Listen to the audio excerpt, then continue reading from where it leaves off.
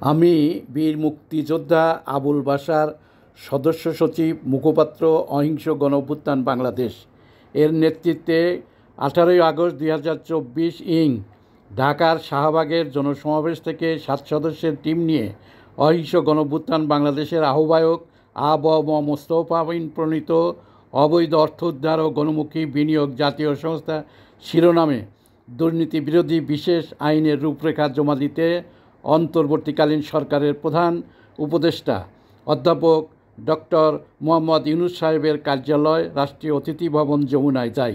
টিমে যারা ছিলেন তারা হলেন অধ্যাপক অ্যাডভোকেট জিয়াউর রহমান, মাহবুবুল আলম চৌধুরী, জালাল উদ্দিন আহমেদ, কামাল হোসেন আজাদ ও রাকিবুল ইসলাম রাকিব। আনুষ্ঠানিকভাবে প্রধান উপদেষ্টার পক্ষে আইনের রূপরেখা গ্রহণ করেছেন তার প্রেস সচিব জনাব শফিকুল আলম। আমরা আশা করছি জনগণের আকাঙ্ক্ষার প্রতিফলন হিসেবে সরকার আইনটি পাশ করবে।